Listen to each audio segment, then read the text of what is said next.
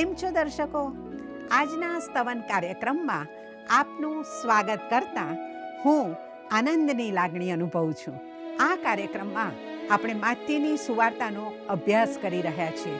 તેમાં આજે આપણે જોઈશું કે કેવી રીતે ઈસુએ શિષ્યોને તેમને અનુસરવા માટે આહ્વાન આપ્યું અને કુદરતી તત્વો તેમજ અશુદ્ધ આત્માઓ પર પોતાનું આધિપત્ય સાબિત કર્યું.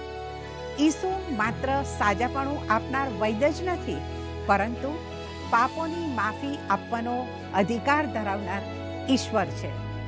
આ સંદેશ આપણને આપણા જીવનમાં ખ્રિસ્તને પ્રથમ સ્થાન આપવા અને તેમની દયાનો અનુભવ કરવા પ્રોત્સાહિત કરે છે. ચાલો આપણે આ વચનો દ્વારા ખ્રિસ્ત સાથેના આપણા સંબંધને વધુ ગાઢ બનાવીએ અને આજના અભ્યાસની શરૂઆત કરીએ.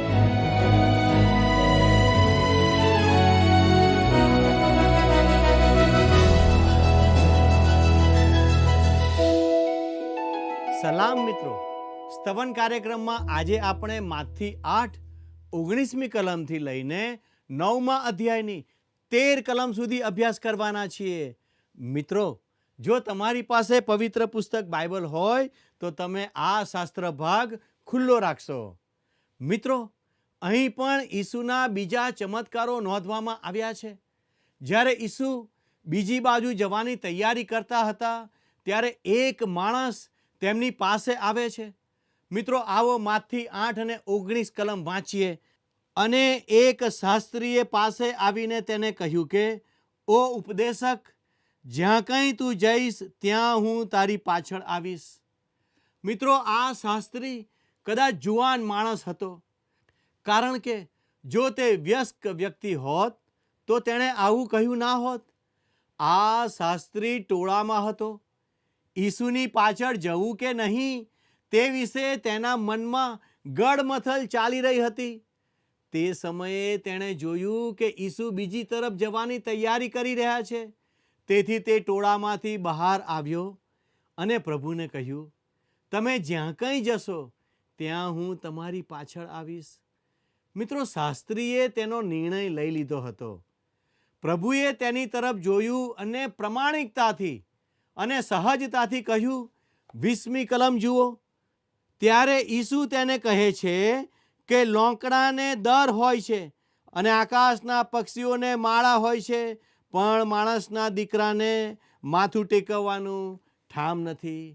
ખરેખર તો પ્રભુ ઈસુ ખ્રિસ્ત આ જુવાન માણસને કહેતા હતા કે શું તારા નિર્ણયને તું બરાબર સમજે છે?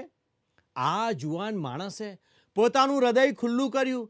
તેથી ઈસુએ પોતાનું હૃદય ખુલ્લું કર્યું. હું કલ્પના કરું છું કે તેમણે કહ્યું હશે કે મારી પાછળ આવવા માટે તારે કિંમત ચૂકવવી પડશે. જ્યારે આપણે બહાર જઈએ છીએ ત્યારે આપણા માટે ઉતારાની કે રહેવાની કોઈ જગ્યા અગાઉથી અલાયદી રાખવામાં આવતી નથી. મિત્રો, આકાશના પક્ષીઓને માટે માળો અને શિયાળ માટે કોતરમાં બખોલ હોય છે, જ્યાં તેઓ જઈ શકે છે. પણ માણસના દીકરાને માથું ટેકવવા જેટલી પણ જગ્યા નથી. પ્રભુની દરિદ્રતા જુઓ. તેમણે જે શ્રાપ માથે લીધો તેમાં દરિદ્રતા સામેલ હતી. મિત્રો, આપણને જણાવવામાં આવ્યું નથી કે આ જુવાન માણસ ખ્રિસ્તની પાછળ ગયો કે નહીં. પણ હું વિચારું છું કે જ્યારે પેલી હોડીને પાણીમાં ખેંચવામાં આવી ત્યારે તે જુવાન માણસે પોતાના માટે નિર્ણય લઈ લીધો હશે અને તે હોડીમાં બેસી ગયો હશે. 21મી કલમમાં લખ્યું છે, અને તેના શિષ્યોમાંથી બીજાએ કહ્યું કે, પ્રભુ, મને રજા આપ કે હું જઈને પહેલાં મારા બાપને દાટી આવું. મિત્રો, અહીં બીજો જુવાન માણસ છે જેણે પ્રભુની પાછળ ચાલવાનો નિર્ણય લીધો, પણ તે પહેલાં તેના પિતાને દફનાવવા માગે છે. આ નિર્ણય વિશે મોટી ગેરસમજ ઊભી થયેલી છે. આપણને એવું લાગે છે કે વૃદ્ધ માણસ હાલ જ મરણ પામ્યો છે અને તે કુટુંબ તેને દફનાવવાની તૈયારી કરી રહ્યું છે. તેથી જ્યારે પ્રભુ ઈસુ ઉત્તર આપે છે ત્યારે તે ખૂબ આકરો લાગે છે. મિત્રો, કલમ 22માં લખ્યું છે, પણ ઈસુએ તેને કહ્યું કે તું મારી પાછળ આવ ને મુએલાઓને પોતાના મુએલાઓને દાટવા દે. પ્રભુએ આવું કહ્યું. તેનો સો અર્થ. મુયેલો માણસ કેવી રીતે મુયેલાઓને દફનાવી શકે? મિત્રો, એકવાર એક વ્યક્તિએ એક માણસને ભોમિયા તરીકે ભાડે લેવાનું વિચાર્યું. જ્યારે તે એક ચોક્કસ ગામમાં જાય છે અને ત્યાં તેમને એક જુવાન કુશળ ભોમિયા તરીકે મળી રહેશે. જ્યારે પેલા જુવાન માણસને તેમનો ભોમિયો બનવા માટે પૂછ્યું ત્યારે તેણે જણાવ્યું કે પહેલાં મારે મારા પિતાને દફનાવવાના છે. અને ત્યાં તેની ઝૂંપડી આગળ ખૂબ સારું સ્વાસ્થ્ય ધરાવતો એક વૃદ્ધ માણસ બેઠો હતો. તે જુવાન માણસ એવું કહેવા માંગતો હતો કે તે આવી શકશે નહીં, કારણ કે જ્યાં સુધી તેના વૃદ્ધ પિતા મરી ના જાય ત્યાં સુધી તેણે તેની ચાકરી કરવાની છે. પિતાની જવાબદારી દીકરાની છે. પ્રભુ ઈસુ આવેલા જુવાન માણસને કહી રહ્યા છે કે બીજા કોઈને તારા પિતાની સંભાળ લેવા દે, અથવા તારા પિતા પોતાની સંભાળ પોતે લેશે. જ્યારે તેમણે આવું કહ્યું ત્યારે તમે તેમના વિશે ગેરસમજ ના કરતા. હું એવું કહેવા માંગુ છું કે આપણા પ્રભુ આ જુવાનને નિર્ણય લેવા તરફ દોરી રહ્યા હતા. શું તે ખ્રિસ્તને પ્રથમ સ્થાન આપશે? જ્યારે તે જુવાન માણસે નિર્ણય લીધો ત્યારે તે પ્રભુ ઈસુએ કદાચ તેને આવું કહ્યું, તું તારા ઘરે પાછો જા અને તારા પિતાની સંભાળ રાખ. મિત્રો, ઘણા વર્ષો પહેલાં એક યુવતીના પિતા નિર્બળ હોવા છતાં તે ઈશ્વરના કાર્યમાં જોડાઈ. તે ગામડાઓમાં ગઈ અને તેણે ઉમદા સેવા બજાવી. ઘણા વર્ષો પછી તે ઘરે પરત ફરી ત્યારે તેણે જાણ્યું કે તેના પિતા તદ્દન નિસહાય દશામાં હતા. તેમની ચાકરી કરનારું આસપાસમાં કોઈ ન હતું. તેના પિતાએ તેને કહ્યું કે તેણે તેને તરછોડી દીધો છે, તેથી તે વિશ્વાસી નથી. તેના પિતાના આ પ્રકારના વલણને કારણે તે ઘરે રોકાઈ ગઈ અને પિતાની સાથે રહીને પ્રભુની સંગત આપવા લાગી. તેણે પિતાના જીવનને અર્થપૂર્ણ બનાવ્યું. આ વૃદ્ધ માણસ તેથી અચંબો પામી ગયો અને તે સમયગાળા દરમિયાન તેણે ખ્રિસ્ત માટે નિર્ણય લીધો. વાલા મિત્રો, હું ખાતરીપૂર્વક માનું છું કે આ બધામાં પ્રભુ ઈસુ તેને દોરવણી આપી રહ્યા હતા. પણ શરૂઆતમાં એક દિવસ તેના માટે એવો હતો કે જ્યારે તેણે નિર્ણય લેવાનો હતો કે તે ખ્રિસ્તને પ્રથમ સ્થાન આપીને ઈશ્વરના કાર્ય માટે જશે કે નહીં. મિત્રો, 23મી કલમ કહે છે, અને હોડી પર તે ચડ્યો ત્યારે તેના શિષ્યો તેની સાથે ગયા. હવે આપણે 5મા ચમત્કાર પાસે આવીએ છીએ. તે શરીરના સાજાપણા વિશે નથી, પણ કુદરતી તત્વો પરનો ભૌતિક ચમત્કાર છે. તેમાં પ્રભુ ઈસુનું સામર્થ્ય પ્રગટ કરવામાં આવ્યું છે. મિત્રો, હું માનું છું કે આદમ પાસે પણ તેણે આધિપત્ય ગુમાવ્યું તે પહેલાં આવું સામર્થ્ય હતું. હવે છેલ્લા આદમ તરીકે ઈસુ આ આધિપત્યને પ્રગટ કરે છે. 24મી કલમ વાંચીએ, ત્યાં આ પ્રમાણે લખવામાં આવ્યું છે, અને જુઓ, સમુદ્રમાં એવું મોટું તોફાન થયું કે તે હોડી મોજાઓથી ઢંકાઈ ગઈ, પણ તે પોતે ઊંઘતો હતો. મિત્રો, આ સાધારણ તોફાન ન હતું. પ્રભુ ઈસુના પરીક્ષણના સમયમાં આપણે જોયું હતું કે શૈતાન તેમને થોડા સમય માટે છોડીને ચાલ્યો જાય છે. મિત્રો, હું માનું છું કે આ તોફાનના મૂળમાં શૈતાન હતો. ઈસુને મારી નાખવાનો શૈતાનનો આ પ્રયત્ન હતો. નોંધ કરો કે ઈસુ ઊંઘી રહ્યા છે. મિત્રો, અહીં માથી આપણને માનવીય પાસું દેખાડે છે. ઈસુ થાકેલા હોવાથી આવા તોફાનમાં પણ તે ઊંઘી રહ્યા હતા. આ બીજી બાબત દર્શાવે છે કે તે તોફાનમાં પણ ઊંઘી શકે છે. આપણે તેમ કરી શકતા નથી. આપણે તોફાનમાં વ્યથિત થઈ જઈએ છીએ, અને તેવું જ શિષ્યોએ પણ કર્યું. મિત્રો, 25મી કલમ જણાવે છે, ત્યારે તેઓએ તેની પાસે આવીને તેને જગાડીને કહ્યું કે, ઓ પ્રભુ, અમને બચાવ, અમે નાશ પામીએ છીએ. અહીં જુઓ, તેઓનો વિશ્વાસ કેટલો ઓછો હતો. નોંધ કરો તે કેવી રીતે પરિસ્થિતિનું નિયંત્રણ કરે છે. મિત્રો 26મી કલમ જોઈએ. અને તે તેઓને કહે છે, ઓ અલ્પ વિશ્વાસીઓ, તમે શા વાસ્તે ભયભીત થયા છો? પછી તેણે ઉઠીને પવનને તથા સમુદ્રને ધમકાવ્યા અને મહાશાંતિ થઈ. ઈસુએ શિષ્યોને તેમના અલ્પ વિશ્વાસ માટે ધમકાવ્યા અને પછી તેમણે પવન અને સમુદ્રને પણ ધમકાવ્યા. તેમણે પવનને નિયંત્રિત કર્યો અને મોજા શાંત થઈ ગયા. મિત્રો, એ દ્રશ્ય કેટલું અદ્ભુત હશે, ખરું ને? જો કે આ માણસોએ આ સમયે ઓછો વિશ્વાસ કર્યો, તે વાત સાચી છે.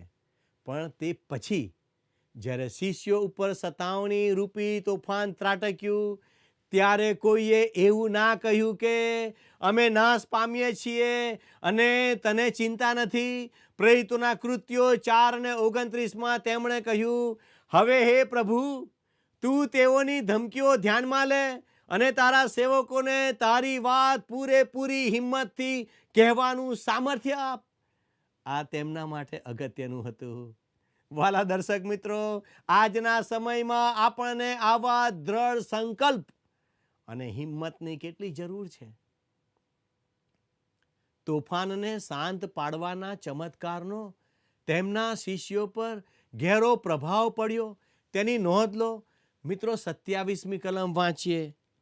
ત્યારે તે માણસોએ અચરજ થઈને કહ્યું કે એ સી તरहेનું માણસ છે કે પવન તથા સમુદ્ર પણ તેનું માને છે.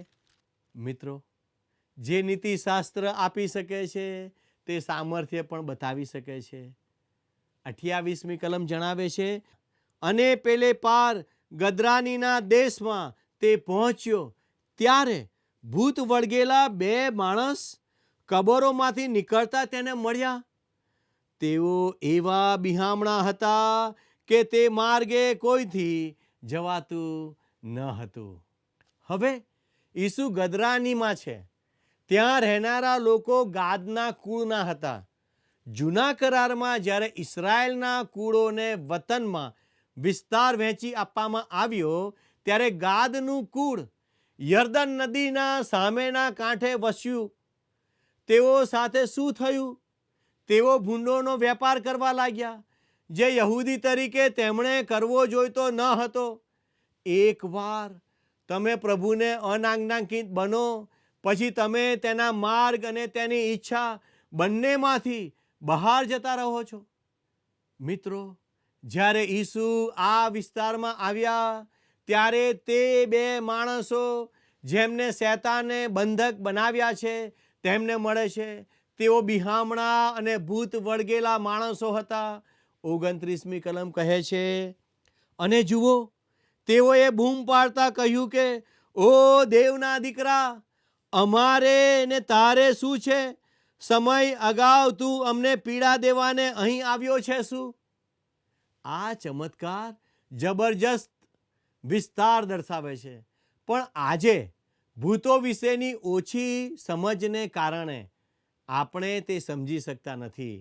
હું માનું છું કે તેમણે કરેલા ચમત્કારોમાં ભૂતોને લગતા ચમત્કારો સૌથી મહાન છે. મિત્રો, આવો આપણે 8મા અધ્યાયની 30 અને 31 કલમ વાંચીએ. હવે તેઓથી બહુ આઘું ઘણા ભૂંડોનું એક ટોળું ચરતું હતું, અને ભૂતોએ તેને વિનંતી કરી કે જો તું અમને કાઢે તો ભૂંડોના ટોળામાં અમને મોકલ. કોઈક કારણસર ભૂતો ભૌતિક દુનિયામાં આવવા માંગે છે. તેઓ ભૂંડોમાં રહેવાથી સંતુષ્ટ હતા. મિત્રો 32મી કલમ વાંચીએ. અને તેણે તેઓને કહ્યું કે જાઓ. પછી તેઓ નીકળીને ભૂંડોમાં બેઠા, અને જુઓ, આખું ટોળું કરાડા પરથી સમુદ્રમાં ધસી પડ્યું ને પાણીમાં ડૂબી મર્યું. ભૂંડોનું ટોળું, જો કે ભૂતો તેમને વશ કરે તે કરતાં મરવાનું પસંદ કરે છે. માણસ જાત તેના કરતાં અલગ છે. મૂસાના સમયમાં, એલિયાના સમયમાં અને પ્રભુ ઈસુના સમયમાં દૈવી શક્તિનું પ્રદર્શન જોવા મળતું હતું. આજે આપણે એવા વર્તુળમાં ફરી રહ્યા છે જ્યાં આપણને વધુ ને વધુ શૈતાની શક્તિ જોવા મળે છે. આપણી પાસે તે વિશે ઘણી સાબિતીઓ છે. એક મનોચિકિત્સક હતા, તેમણે જણાવ્યું કે તેમના ઘણા દર્દીઓની બીમારી અલૌકિક છે અને તેઓને અશુદ્ધ આત્મા વળગેલો છે. તે બહુ સ્પષ્ટ છે. મિત્રો, ભૂતોને બંધનમાં રહેવાનું ગમતું નથી. યહૂદાના પત્રમાં જણાવવામાં આવ્યું છે તેમ તેઓ બંધક બનાવવામાં આવેલા બીજા ભૂતો અને પતન થયેલા દૂતો વિશે જાણે છે. આ ભૂતો ઈચ્છતા હતા કે ભૌતિક દુનિયામાં તેમનો કોઈક રીતે ઉપયોગ થાય. હવે મિત્રો, આપણે 33 અને 34 કલમ વાંચીએ. ત્યારે ચરાવનારા નાઠા ને નગરમાં જઈને તેઓએ સઘળું કહી જણાવ્યું અને ભૂત વળગેલાઓને શું થયું તે પણ કહ્યું. ત્યારે જુઓ, આખું નગર ઈસુને મળવાને બહાર આવ્યું અને તેને જોઈને તેઓએ તેને વિનંતી કરી કે અમારી સીમોમાંથી જા. શું આ રસપ્રદ નથી લાગતું? આ લોકો ઈસુ કરતા ભૂંડોને વધુ પસંદ કરે છે.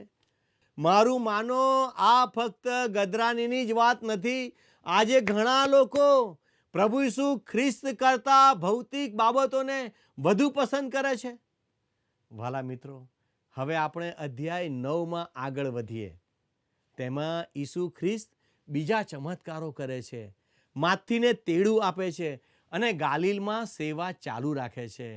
8મા અધ્યાયમાં આપણે 6 ચમત્કારો જોયા જે પ્રસ્તુત કરે છે કે રાજા પાસે તેમણે જાહેર કરેલી નીતિનું પાલન કરાવવાનું સામર્થ્ય છે. હવે ઈસુ કફરનહૂમમાં પરત ફરે છે. માથી 9 તેની 1 અને 2 કલમ આ પ્રમાણે જણાવે છે. ત્યારે હોડીમાં બેસીને તે પેલે પાર ગયો ને પોતાના નગરમાં આવ્યો અને જુઓ, ખાટલે પડેલા એક પક્ષઘાતીને લોકો તેની પાસે લાવ્યા ને ઈસુએ તેઓનો વિશ્વાસ જોઈને પક્ષઘાતીને કહ્યું કે દીકરા, હિંમત રાખ, તારા પાપ તને માફ થયા છે. આ બનાવની વિગતો માર્કની સુવાર્તામાં પણ જોવા મળે છે. માર્ક જણાવે છે કે કેવી રીતે આ માણસને ઘરની છતમાંથી નીચે ઉતારવામાં આવ્યો અને પ્રભુએ તેને સાજો કર્યો અને તેના પાપો માફ કર્યા. સાજાપણું અને પાપોની માફી એકબીજા સાથે સંકળાયેલા છે. મિત્રો, 3 કલમ વાંચીએ. ત્યારે જુઓ, શાસ્ત્રીઓમાંના કેટલાયે પોતાના મનમાં કહ્યું કે એ દુર્ભાષણ કરે છે. શાસ્ત્રીઓ એવો મત ધરાવતા હતા કે ઈસુ ખ્રિસ્ત આ માદા માણસને ચાલવા દેતા નથી. પ્રભુએ તેમના મનના વિચારોને અને તેમના હૃદયની ભૂંડાઈ જાણીને તેમને પૂછે છે, જે 5મી કલમમાં છે, કેમ કે એ બેમાંનું વધારે સહેલું કયું છે? એમ કહેવું કે તારા પાપ તને માફ થયા છે, અથવા એમ કહેવું કે ઉઠીને ચાલ્યો જા? તેઓ ઈસુના પ્રશ્નોનો જવાબ આપી શક્યા નહીં. કલમ 6માં પ્રભુ ઈસુ ખ્રિસ્ત કહે છે, પણ માણસના દીકરાને પૃથ્વી પર પાપોની માફી આપવાનો અધિકાર છે, એ તમે જાણો માટે. ત્યારે તે પક્ષઘાતીને કહે છે કે ઉઠ, તારો ખાટલો ઉચકીને તારે ઘેર ચાલ્યો જા. મિત્રો, 7મી કલમ જણાવે છે અને તે ઉઠીને પોતાને ઘેર ગયો. જ્યારે આ પક્ષઘાતી માણસ ઉઠીને ચાલવા લાગ્યો, તેનો અર્થ એ હતો કે જેણે તેને ચાલતો કર્યો છે તે તેના પાપો પણ માફ કરી શકે છે. મારા મિત્ર, ફક્ત પ્રભુ ઈસુ ખ્રિસ્ત જ તે કરી શકે છે. જેમ આપણે પાપ માફ કરી શકતા નથી, તેમ આપણે માણસને ચાલતો કરી શકતા નથી. પણ શૈતાન માણસો સાથે છેતરપિંડી કરે છે. આપણે ઈશ્વરના માર્ગમાં અડચણરૂપ ના બનીએ, પણ તેમને મહિમા આપીએ. 9મી કલમમાં લખ્યું છે, અને ઈસુએ ત્યાંથી જતા માથી નામે એક માણસને દાણા લેવાની ચોકી પર બેઠેલો દીઠો અને તેણે તેને કહ્યું કે તું મારી પાછળ આવ. ત્યારે તે ઉઠીને તેની પાછળ ગયો. માથી આ એક વચન દ્વારા પોતાના તેડા વિશે જણાવે છે. મિત્રો, લુક જણાવે છે કે માથી ઈસુના માનમાં ભવ્ય મિજબાની આપે છે, જે લુક 5:27-29 કલમમાં છે. દેખીતી રીતે જ જે બનાવ તેના પછી બન્યો તે આ મિજબાનીમાં બન્યો હશે. માથીએ તેના ઘણા મિત્રો જે દાણી હતા તેમને આ મિજબાનીમાં આમંત્રણ આપ્યું હતું, કારણ કે તે ઈચ્છતો હતો કે તેઓ પ્રભુ ઈસુ ખ્રિસ્તને ઓળખે. 10 અને 11 કલમ વાંચીએ.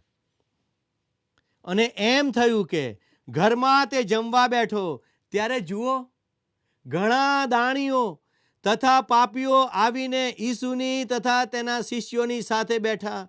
અને ફરોશીઓએ એ જોઈને તેના શિષ્યોને કહ્યું કે તમારો ઉપદેશક દાણીઓની તથા પાપીઓની સાથે શા માટે ખાય છે? મિત્રો, આ ફરોશીઓ દાણીઓ અને પાપીઓ સાથે ખાવામાં માનતા ન હતા. ઘણા સંતો આજે પણ એવો જ મત ધરાવે છે. પણ મિત્રો, પાપીઓને જ ખ્રિસ્ત સુધી પહોંચાડવાની જરૂર છે. હવે 12મી કલમ જોઈએ. અને તેણે એ સાંભળીને તેઓને કહ્યું કે જેઓ સાજા છે તેઓને વૈદ્યની અગત્ય નથી, પણ જેઓ માંદા છે તેઓને છે. ઈસુ મહાન વૈદ્ય છે. તે માણસ જાતની મૂળ સમસ્યા એટલે પાપમાંથી સાજાપણું આપવાને આવ્યા. જો કોઈ વ્યક્તિ ઉદ્ધાર પામ્યા વગરની હોય તો ઈસુ તેમને સાજાપણું આપવા માગે છે. 13મી કલમમાં ઈસુ કહે છે, પણ યજ્ઞ કરતા હું દયા ચાહું છું. એનો શો અર્થ છે? તે જઈને શીખો, કેમ કે ન્યાયીઓને નહીં પણ પાપીઓને તેડવા હું આવ્યો છું. માથી જૂના કરારમાંથી હોશિયા 6 અને 6 ટાંકે છે. જ્યારે પ્રભુ ઈસુ ખ્રિસ્ત કહે છે કે ન્યાયીઓને નહીં પણ પાપીઓને તેડવા હું આવ્યો છું, ત્યારે તેમણે તેમાં ફરોશીઓને સામેલ કર્યા હોત, કારણ કે તેઓ પાપી હતા.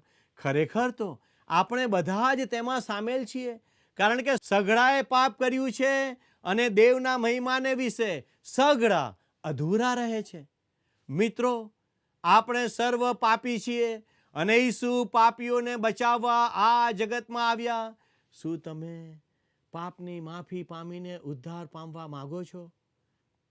તો તમારા પાપની કબૂલાત કરો અને ઈસુની પાસે આવો. ભલા મિત્રો, જો તમે આવો કોઈ નિર્ણય કર્યો છે તો મારી આપને નમ્ર વિનંતી છે, અત્યારે જ હમણાં તમારો ફોન લો અને સ્ક્રીન પર દર્શાવેલ ફોન નંબર ઉપર ફોન કરો અને અમારા પ્રતિનિધિની સાથે તમે પ્રાર્થના કરી શકો છો. હું આપના ફોનની રાહ જોઉં છું. ઈશ્વર આજનો આશીર્વાદ આપ સર્વને આપો. એ જ પ્રાર્થના સાથે હું આપની વિદાય લઉં છું. આમેન.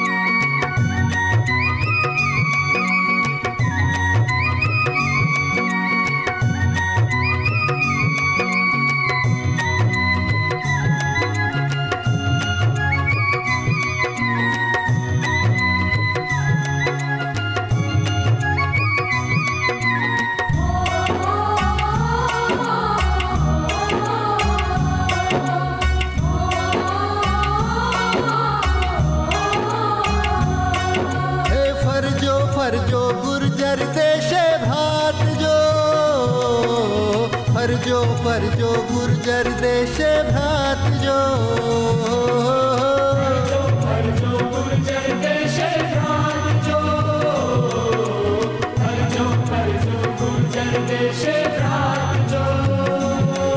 હે ફરજો ફરજો ગુર્જર દેશે ભ્રાતજો.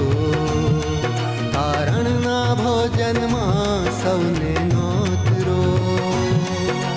ફરજો ફરજો ગુર્જર દેશે ભ્રાતજો. તારણના ભોજનમાં સૌને નોતરો. હે સુણો સુણો ત્રાતાની આ વાત જો. તારણના ભોજનમાં સૌને નોતરો.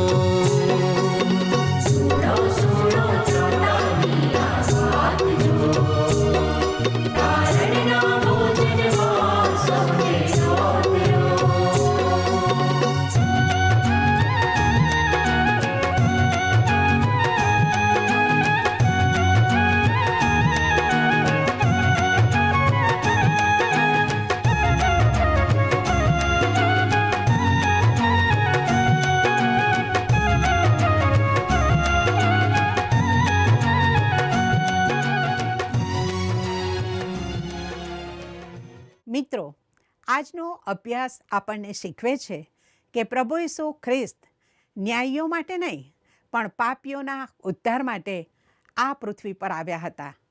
તેમણે વાવાઝોડાને શાંત કરીને બતાવ્યું કે જો આપણો વિશ્વાસ દ્રઢ હોય તો કોઈ પણ તોફાન આપણને હરાવી શકતું નથી. માથી જેવા દાણીને તેડું આપીને તેમણે સાબિત કર્યું કે ઈશ્વરની દયા દરેક વ્યક્તિ માટે ઉપલબ્ધ છે, પછી ભલે તેનો ભૂતકાળ ગમે તેવો હોય. આપણે પણ આપણા જીવનની જૂની આદતોને છોડીને ઈસુના પવિત્ર માર્ગે ચાલવાનો નિર્ણય કરીએ. મિત્રો, આજનો પ્રશ્ન છે, ઈસુએ સમુદ્રમાં આવેલા તોફાનને કેવી રીતે શાંત કર્યું? એ હોડી ચલાવીને, બી પાણી પર ચાલીને, સી પવન અને સમુદ્રને ધમકાવીને, ડી પ્રાર્થના કરીને. મિત્રો, ગત પ્રશ્નનો જવાબ છે સી જમાદાર. મિત્રો, આજના પ્રશ્નનો જવાબ અને આ કાર્યક્રમ વિશે આપના પ્રતિભાવો મોકલવા માટે અમારો ફોન નંબર છે 94 29 37 56 10 9429 375610. ધન્યવાદ. શું તમને આ કાર્યક્રમ ગમ્યો? અત્યારે જ અમને મિસ કોલ કરો.